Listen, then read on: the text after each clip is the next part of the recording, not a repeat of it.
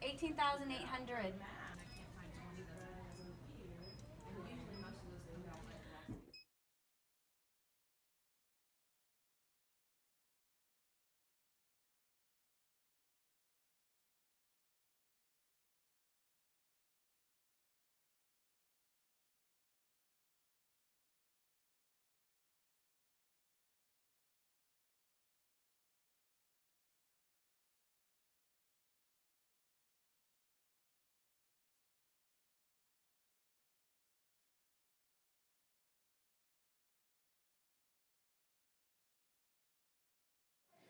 All right, Michaela, will you explain to us the research project that we did on the wax museum?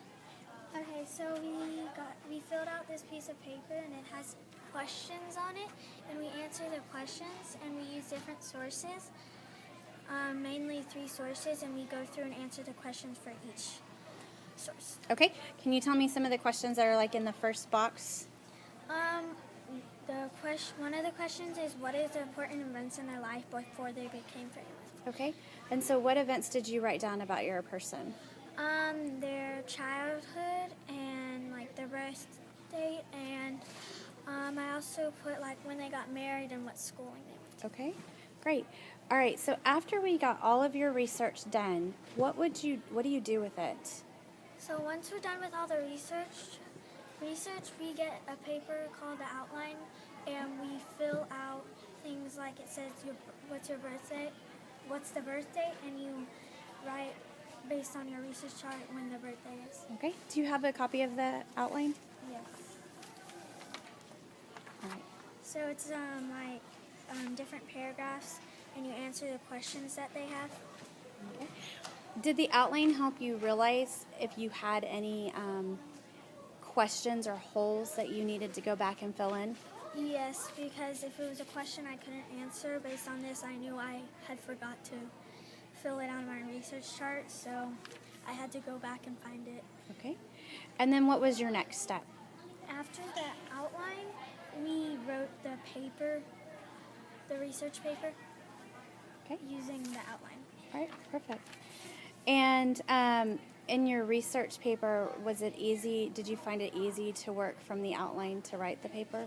Yes, because like everything was already in paragraphs in the outline, we just had to add it all together. Okay. And how did you decide that on your topic? I went based off things I didn't really know much about and things that I liked. And who was your topic?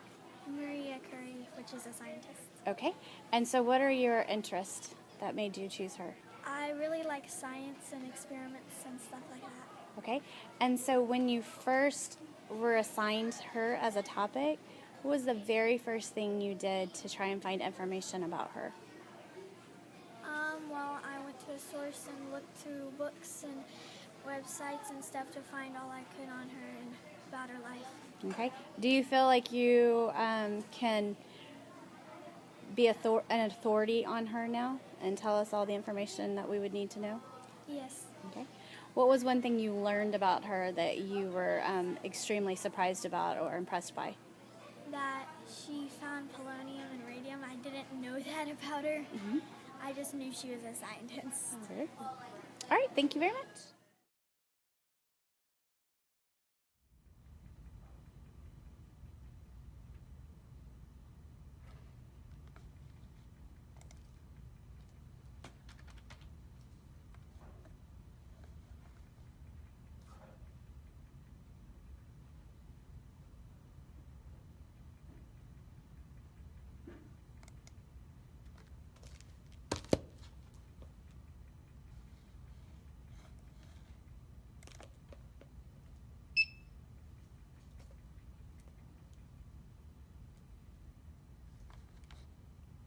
I am adding books into the catalog.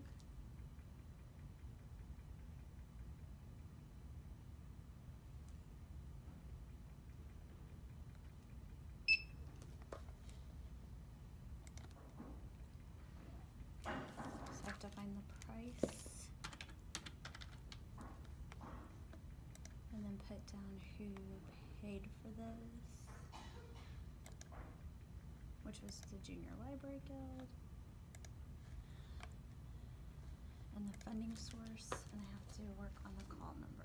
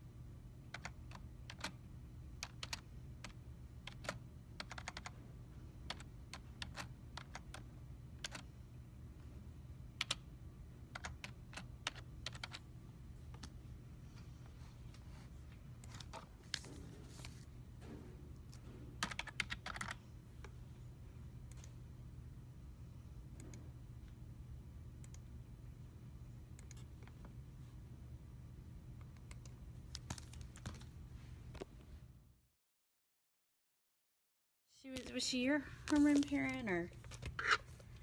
Yes, she was. I forgot about that. I was so nervous about her being my partner.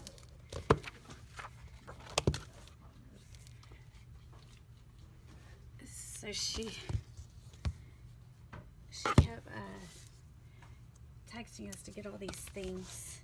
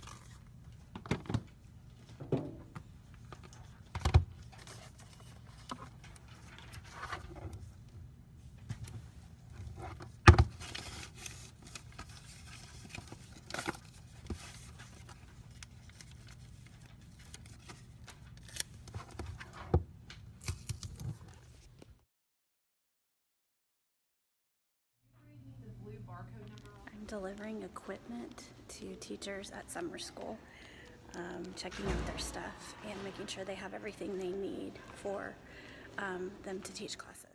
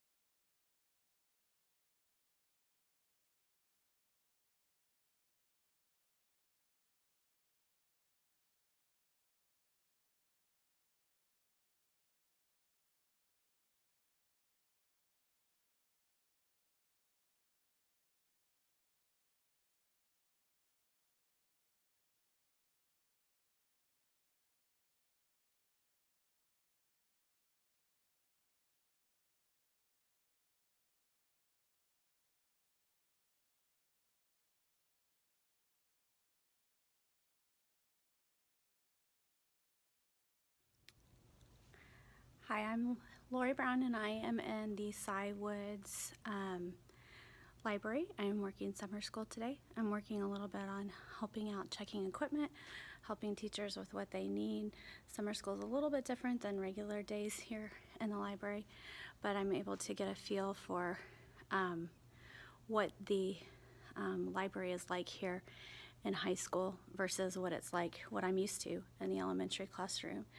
So I'm excited to spend the day here at Cy Woods and continue to find out about what is going on here. It looks like these bikes right here are set up so kids can read and pedal their bikes while they're doing it.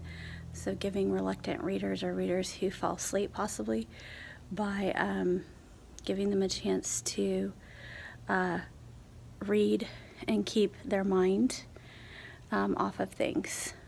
So that's kind of cool. The other thing that I've noticed are these balls or stools.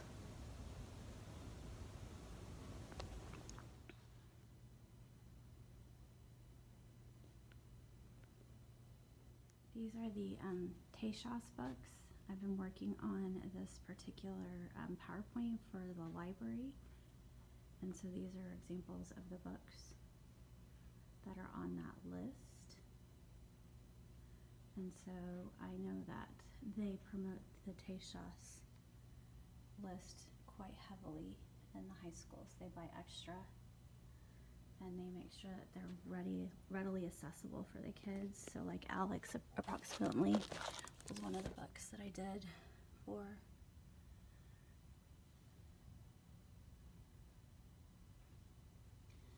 And this one, Between Two Weeks. I'm sorry, Between Two Skies.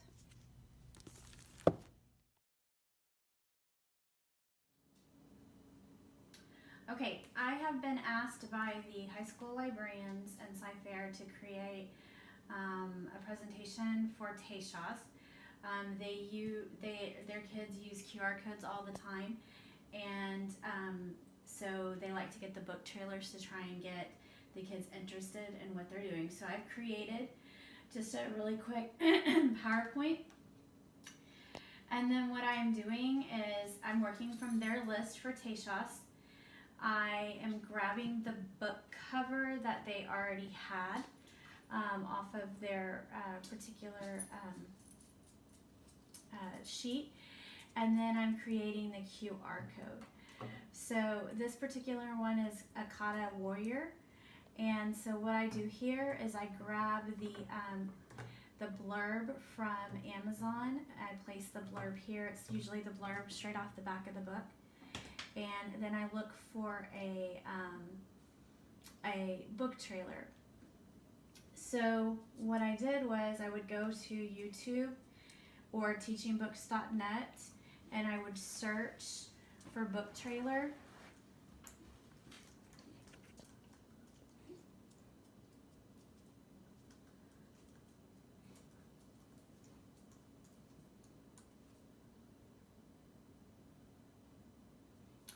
And I would need to make sure that it's the correct one.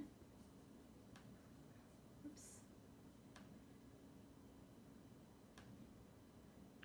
So I'm going to go ahead and copy both sets just to make sure I'm correct when I'm searching for it.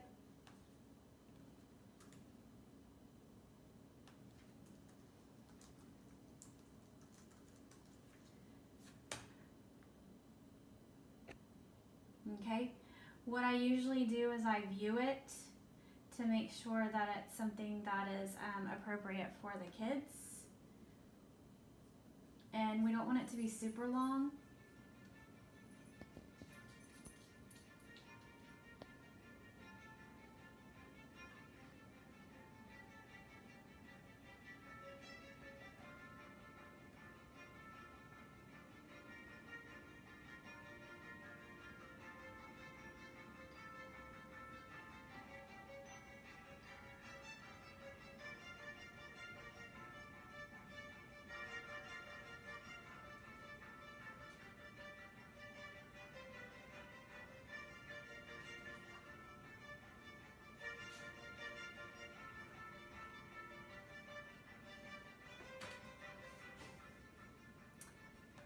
Then what I do is I want to make sure that I get it.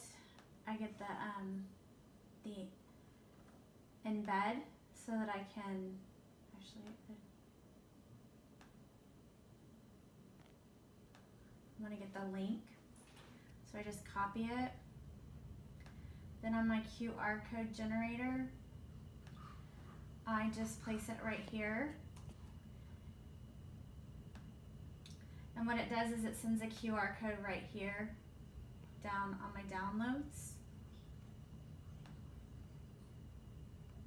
I open it and I save the QR code as a kata warrior so that I don't get confused.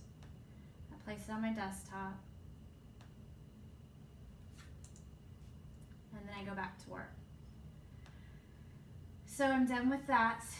I have already pulled the information off for a kata warrior.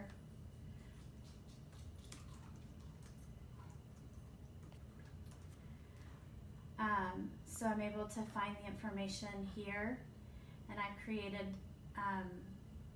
a slide for it. I will insert the upload from my computer, so I would take and insert the QR code, which I've already done, and I would insert the book. Now the one thing that I need to go in and do is this particular trailer has citations, so I need to make sure that I go in and I use the citation for it or create one. So I will need to in some way move things around so that I can get the citation in there, and that because we need to know who made it, because I did not. So I may have to take this down and then do a citation for this. So I can do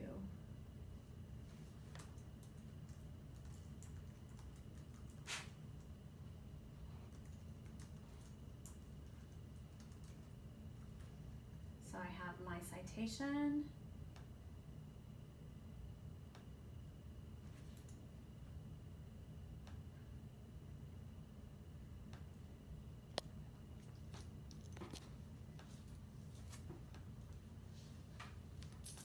And the rest of it is just making sure that it looks nice, because they wanted it to be where they could print it and place it by the books or create a display for it. And then it would be something that the kids could come by, they could scan with their QR code or their QR code reader and then see which one they are interested in reading. And so I've done that for multiple books. The list is about 70 books long. Clearly, there's not a book trailer for every book. There's a lot of book reviews, but they really want the trailer. So I'm sticking to only the ones that I can find book trailers on and creating these for the kids. And then they'll be used all year to try and expose and provide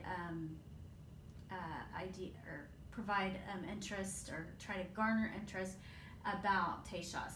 And this will be used throughout the high school libraries within Sci-Fair. So anyways, I've spent most of my summer working on this for the high school, and everything that I've shown the high school librarians, they're very excited. And I guess it's much more than they've ever had done before. So anyways, just wanted to let you know what I've been doing for high school. Thanks.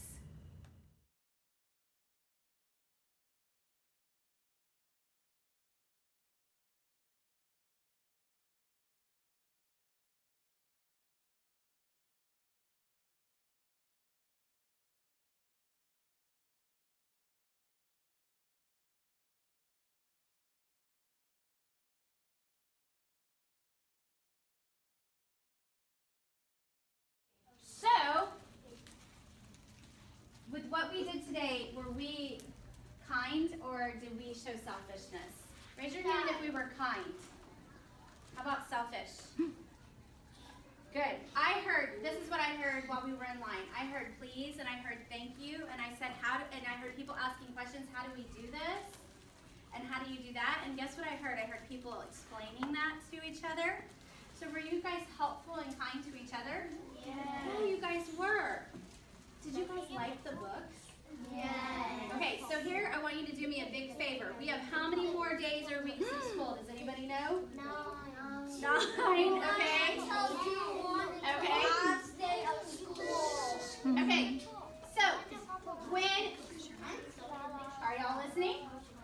Okay, so when you get cranky,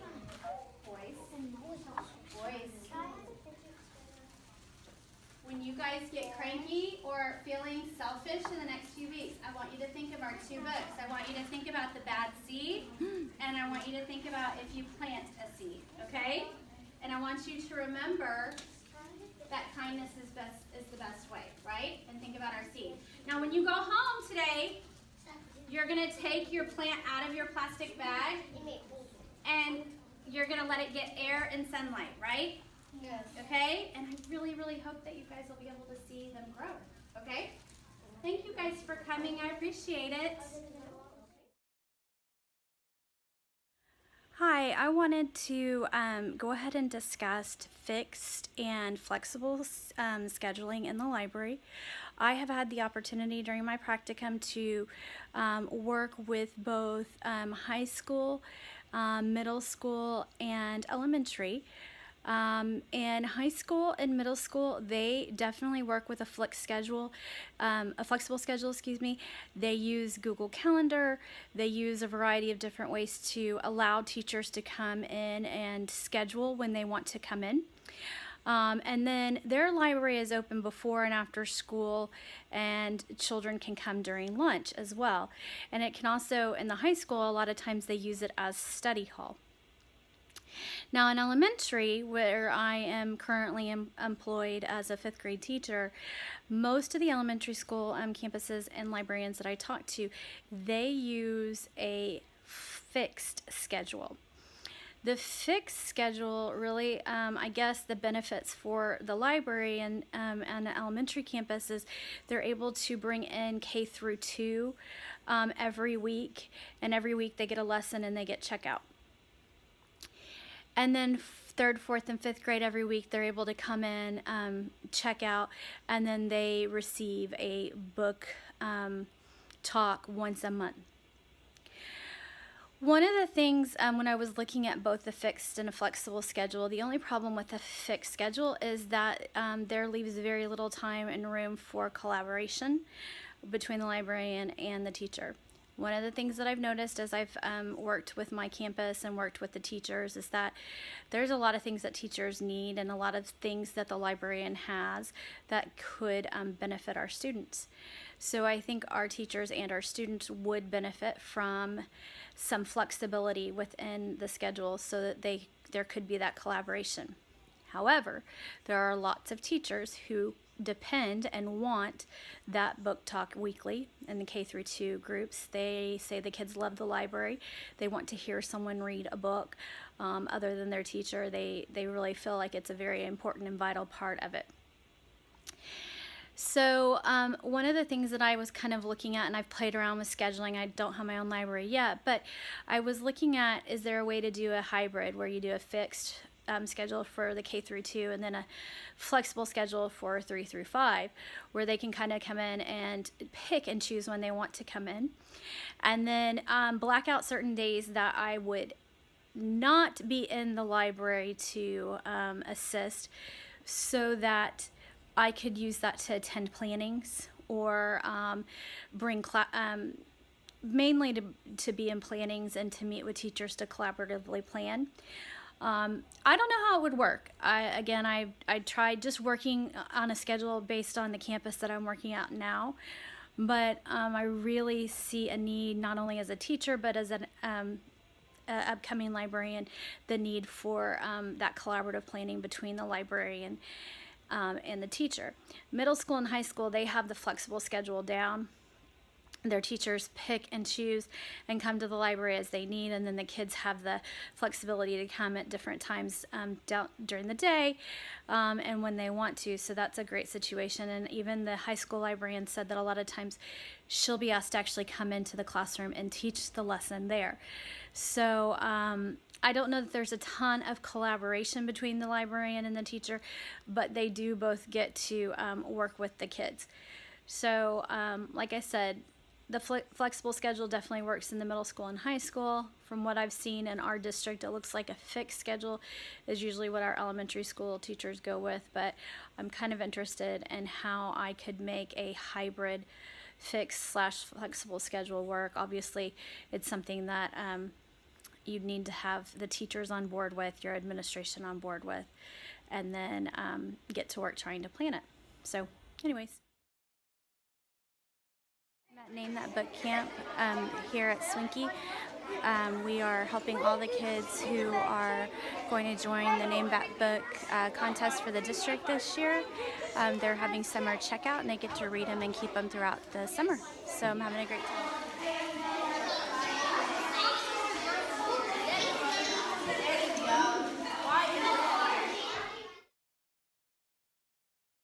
I wanted to provide a brief background on the district Name That Book competition. Basically, there's a list of 100 books that are chosen by the librarians, and then students 3 through 5 at every elementary school campus are encouraged to read. The librarians that are on the Name That Book committee read all of the books, and then they come up with clues. There's different levels of clues. There's the clues that they give to basically get into the Name That Book teams, which usually just takes place between the librarian and the kids. They're very surface level. A lot of times the characters' names are included. Then there's the second round, which is where all of the teams from the school will do the Name That Book contest in front of an audience. There could be 2 or 3 third grade teams going against 3 or 4 fourth grade teams, and maybe 4 or 5 fifth grade teams. Basically, what they're doing is they're competing to get the most clues, and then the school will find their winner and then send it to the district meet. The clues get harder and harder. By the time you get to the district meet, there's no character names.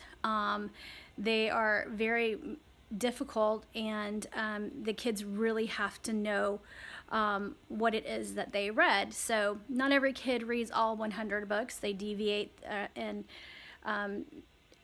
divvy up who's going to read what. this summer I participated in a Name That Book camp, which the teachers went ahead, the librarians went ahead and opened for the 3 elementary schools in our district, or in our neighborhood. They invited all of the kids who were interested in Name That Book. They brought all their books. They read the kids a book, showed them some ideas on how to make notes, because they need to take notes so that they can study them. And then they had them check out books. So I spent a lot of time helping kids find the books that they wanted to read and talking about it.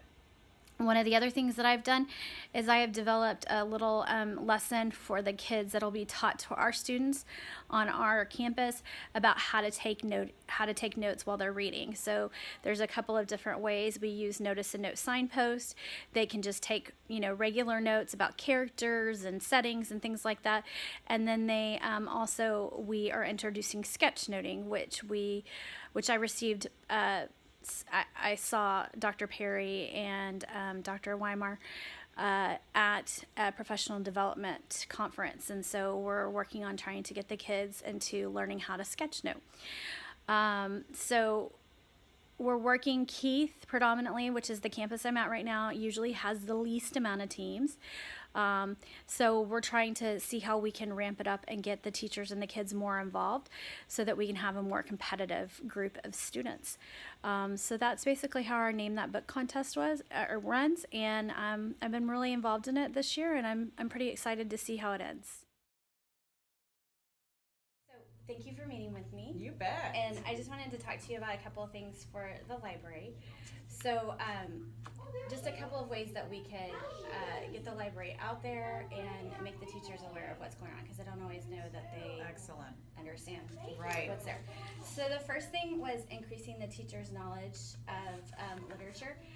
I think that a lot of times our teachers are stuck on the same books that they've used for years and years and years. So one of the things is that they've got to be reading the books so that they can tell the kids that these are new and great books. Like, a lot of times the kids will walk up and they'll say, "Have you read this book?" And even myself, who reads a lot, will sometimes say, "Oh no, I haven't read that," but then I put it on my list because I want to read it so I can talk to the kids about it.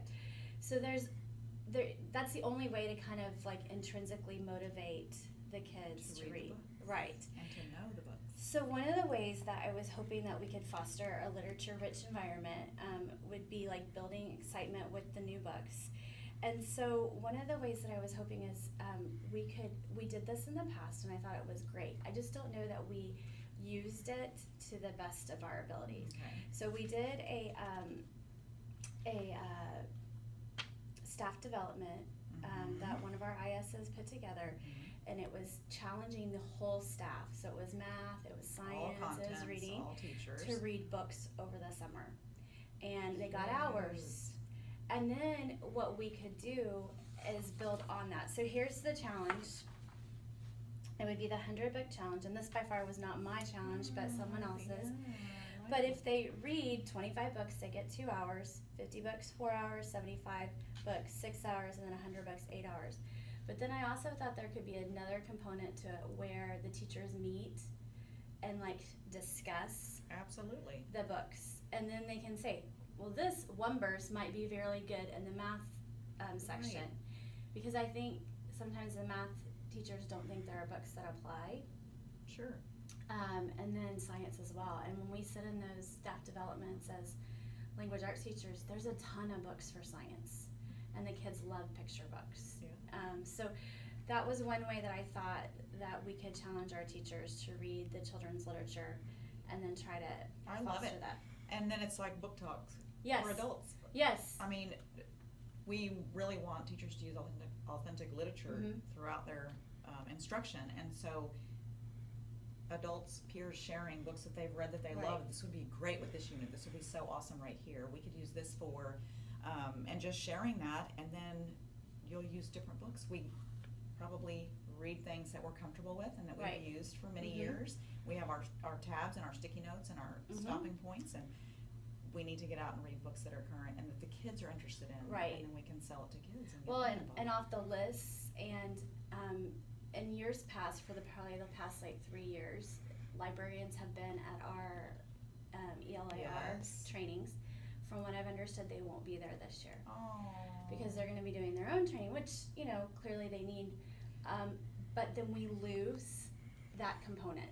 So have they embedded or said these are the resources you can use for this particular main idea or inferencing? Usually or? they do, but Right, since they're but- not going to be there, I'm wondering if that might be Right. a piece that we're missing. Mhm. And so there are workbooks and things that we can talk, that what's new in children's lit, and we can go through and we can read Perfect. these books, Yes. and then we can do it with us And with how our fun staff. is that? Yeah. Like, how would you?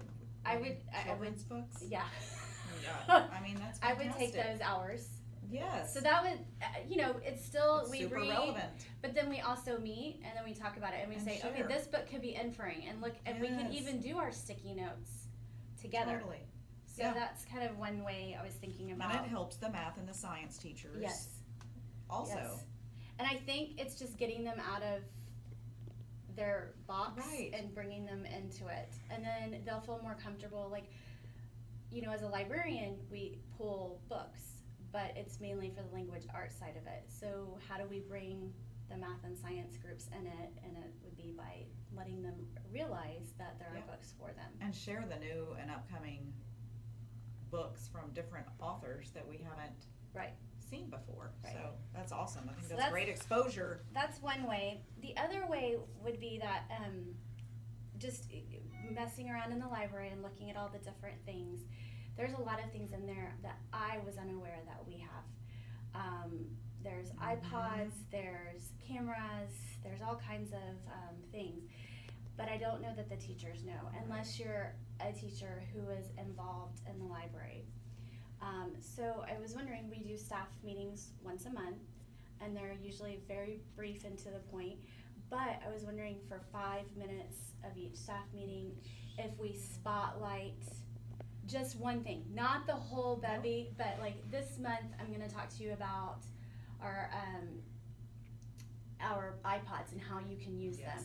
them, I because love the it. science, they can buy little devices that you stick the iPods in. So I don't know that our science teachers know that, if we had How those, cool we've is already that? got the iPod, we've Yeah. got the most expensive part. If you had the device, then you can do Love it. this other types of learning. So just kind of showcasing or spotlighting different pieces Right. of what the library one has to slide. Here's our library More than factoid books. for the offer. I love it. for the month or something like that. And it's baby steps. It's small. It's brief. Right. But it really highlights the other areas of the library that maybe we're not aware of. Right, because just when I've been in there and I'm like, oh, we have this and we have that, and I think Mm-hmm. other teachers, they just pass through, and so we want to bring them in and make And them then use. at the end of the year, of course, we got those take-home laptops, which are fabulous, but it's Yes. all new to us. So Yes. that there's a wealth of things we can do with those and send those home and check Right. those out. And so just And the teachers know the kids. They know the kids who don't Don't have have access at home. Right. So they would be the ones that could help Wonderful. us. And like at the beginning of the year in August when we come back, which kids need them, and which kids can we send these Yep. home with, Yep. and make sure that they're receiving the same type of service that the rest of our We kids want are. them to use them. We don't want them sitting in the library. We want them in No. kids' hands. Right. That's what they're for. Right. That's awesome. So that's one of the other ways I was thinking I love it. that we could help do that. Nothing. We're not talking like hours worth of No. PD. Just a real quick. Even Lori, I wonder if you could do something the week we come back. That was my next thing. Oh. Woo! She's so good. My next thing is taking some time from that August PD Mhm. to talk about what's new, what's in the library, or what's new in Children's Lit, because there's lots of different lists out there. There's the Yes. 2x2, the Leaping Lizards, the Blue Bonnet, and the Name That Book, and Horned-Toed Tales. And we buy for all of those lists, but I don't know Yep. that the teachers always know about them. Right. So it could be something on what's new in Children's Lit. It could be what do we have, some of our biggest things that we want to talk about. So if it is getting out the take-home laptops and the Kajeets, Sure. it could be something right then. Right. And then who are your kids? Who are you, we want this after the second week of school. Right. and then we can start I love sending it. those home. Because these are some of the new books that are out this year. Fun. So, and those are just 4 Right. of all of them. But I was just wondering if we could have a little bit of time that week we go back where it would just be library, and it could be math, it could be science and reading. It doesn't, I would hope that it wouldn't just be reading teachers. Be all. And they can learn about everything, because I will guarantee math teachers don't know about the take-home laptops. It's awesome. Yeah. So that was kind of what I was hoping that we could work on doing. I love your for ideas. for the school year. I love it. And you would team up with Liz. Yes. Mm-hmm.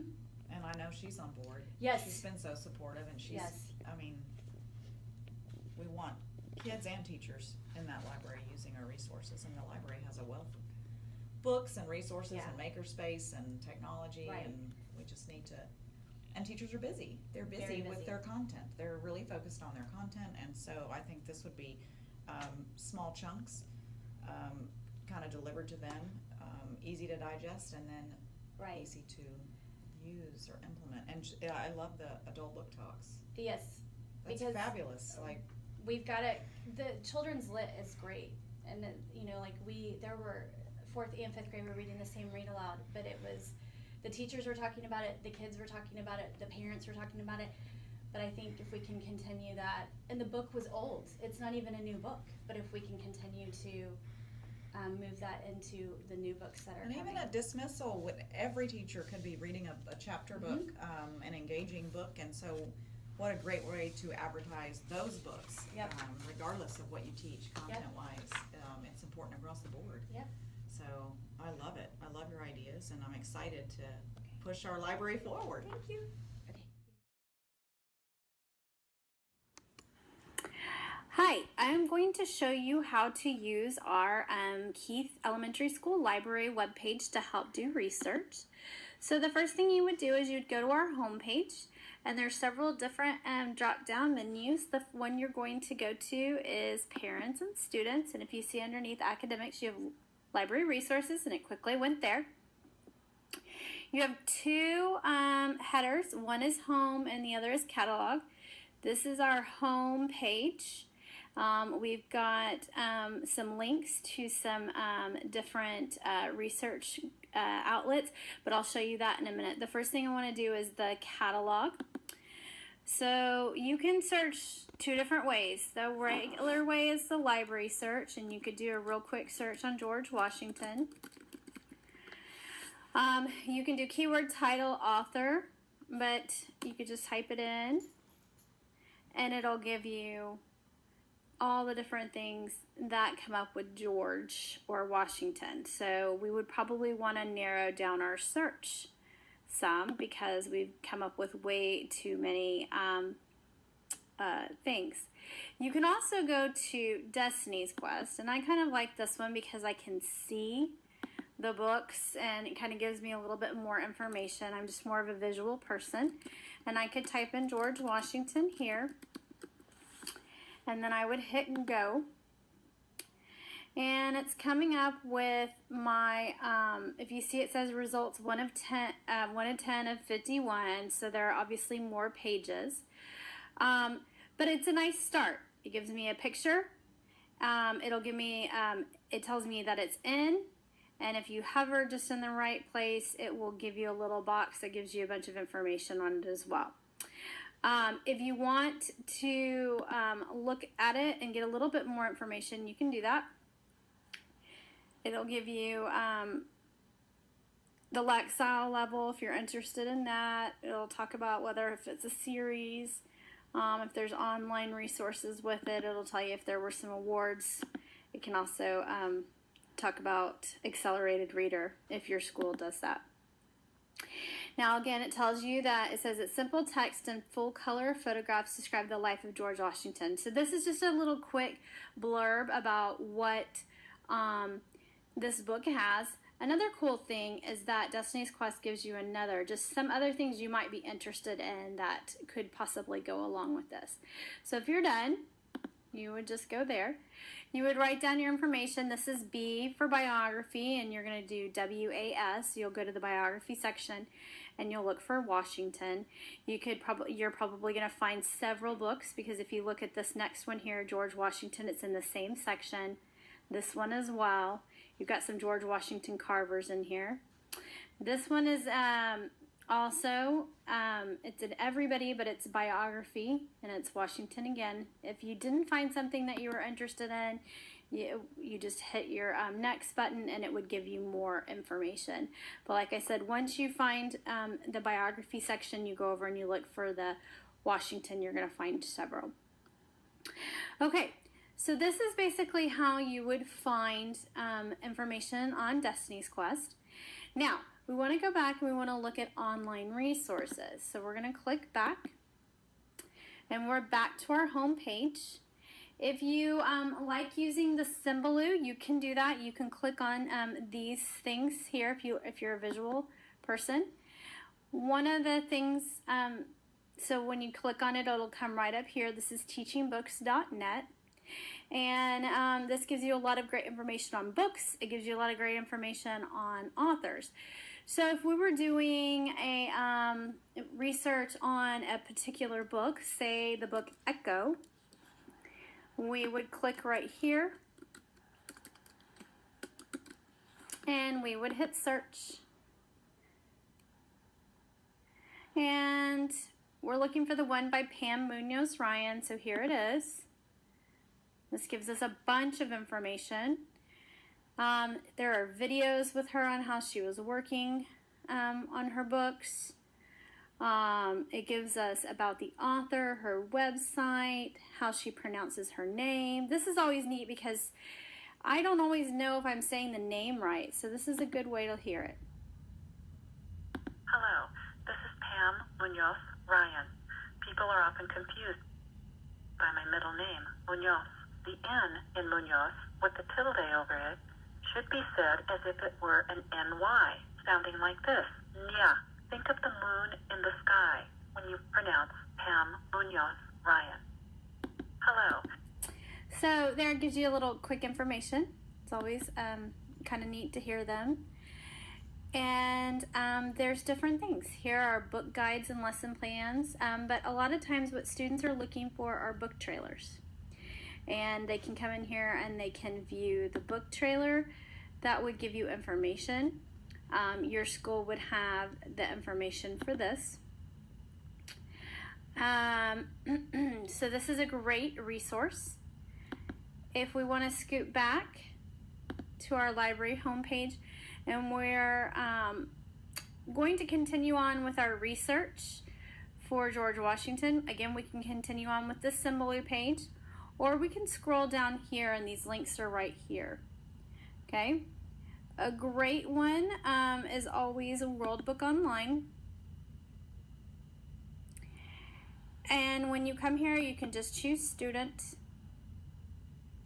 Up here, you can put your topic, George Washington. Whoops. And hit search. And then there's going to be several articles that you would be able to pull up. Again, you're going to get some George Washington Carver. I'm going to go ahead and click on the first one.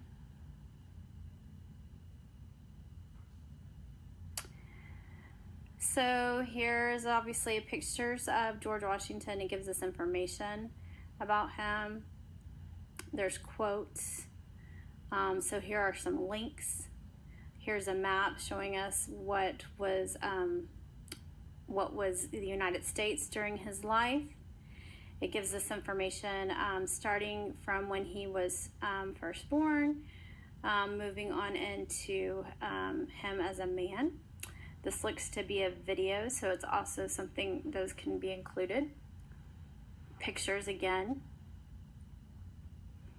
Important dates, so you can click on that and it gives you somewhat of a timeline. So that's always very, very helpful. You can see he died on December 14th at Mount Vernon at age 67, so he's relatively young. So this gives you a lot of great information. There is appear another set of menus, images, videos, and audio, so you can go through and look at those. Okay. And then they've got some related information that you could go through and find. They're going to suggest some other biographies, maybe some events. The American Revolution would have information on George Washington as well. So if you weren't happy with that particular source, you would just back out of it and go back to the next one.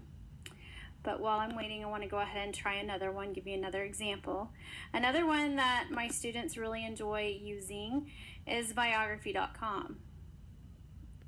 Now, biography.com doesn't have everybody, but you can always try.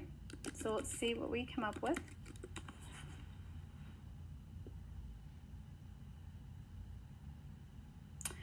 And we have George Washington coming of age. One of the things that my kids really, really love about biography.com is the fact that they play videos, and they have a lot of videos where they can listen. This is a 5-minute long video that they can put their headphones on and listen to as they go. Then there's also information here that's written so they can take notes as well. So biography.com is a very useful resource. Like I said, it doesn't always have everybody, but they have quite a few people. So this is definitely something that I would suggest that you try out. If you look back, there's just a lot of different other things. There's Britannica, there's the Gale database, Kid Info Bits. If you're looking for something for the from Texas, you can go in here. We've got a link to the Harris County Public Library, the Houston Public Library online resources, Kids Click, Yahooligans, Ask Jeeves, but I'm not sure if that's still working. And then you've got some other things up here. PebbleGo is a great resource. It is it's geared more towards young students, but it has great research information. So definitely don't skip over something just because you think it's too babyish, because if you're doing research, you want to make sure you understand exactly what you're researching. So I hope that you were able to learn something that you didn't know about previously, and I look forward to seeing you in the library and helping you out with your next research project. Have a great day.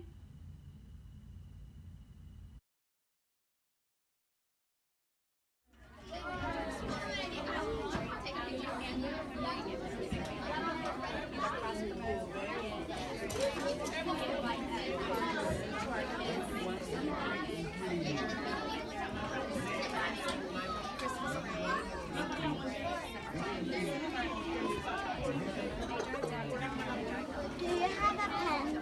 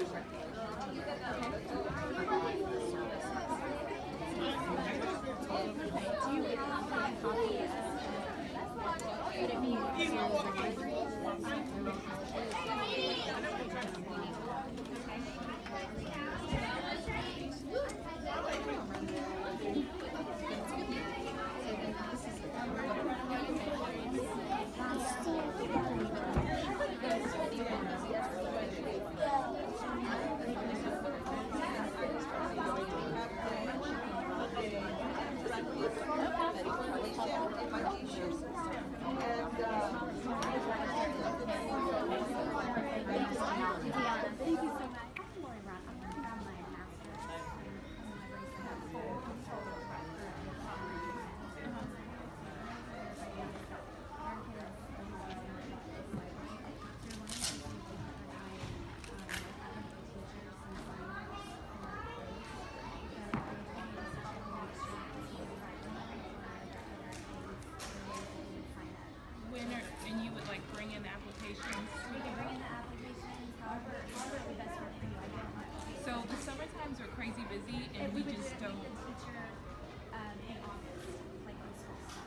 right, which is the beginning of our fall semester too. It's like we hit summer and then we hit school too.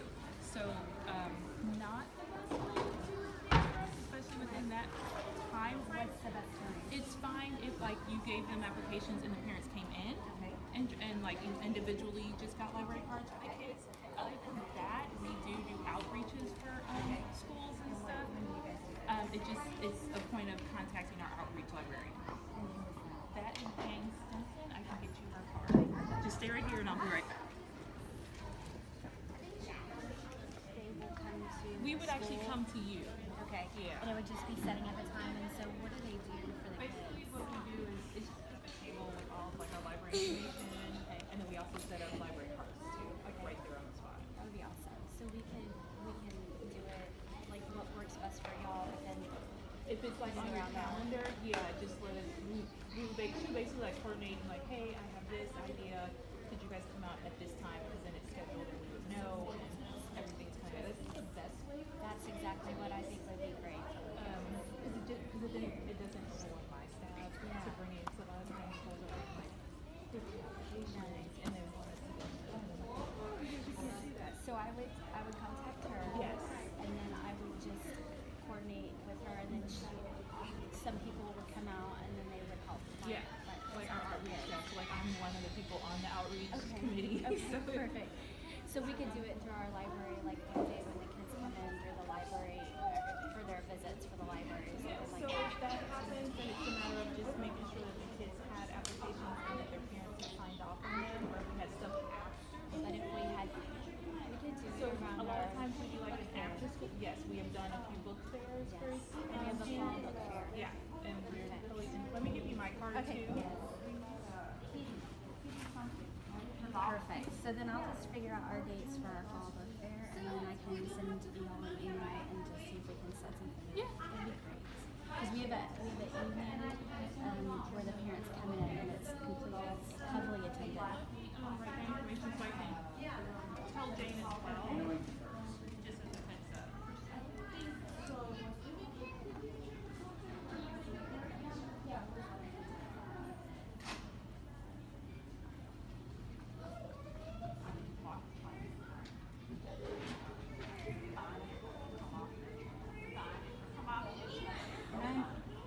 I graduate this year, but I'll play continue this year, so our life is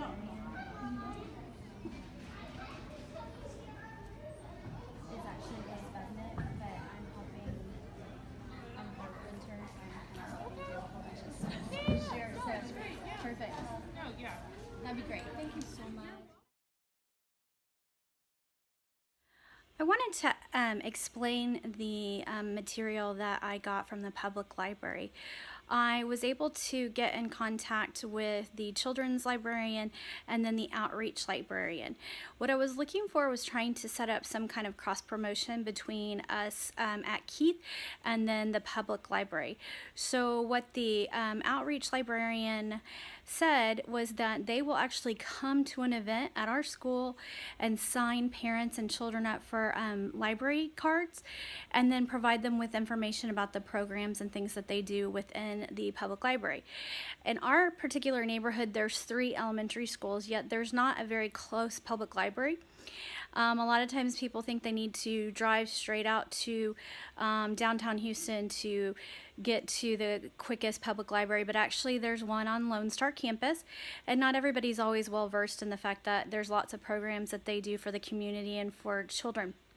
So we wanted to go ahead and offer that because our students, we have a very diverse population, and a lot of times during the summer they don't have access to books. So we wanted to make sure that they're able to get access to books while they are not in school.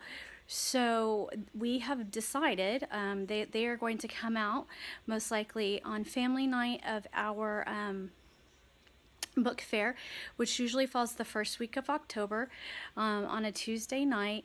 The first week of November on a Tuesday night. And as parents and children are coming in to buy books for their students, then they will be able to sign up for library cards. We usually have a great turnout. and we'll try it like that. We had wanted to do Meet the Teacher. However, the outreach librarian said that their staff is super busy in the month of August preparing for the college students to return. So we've got to work around their schedule as well. So I am very excited about our new endeavor with them, and I can't wait to see how it works.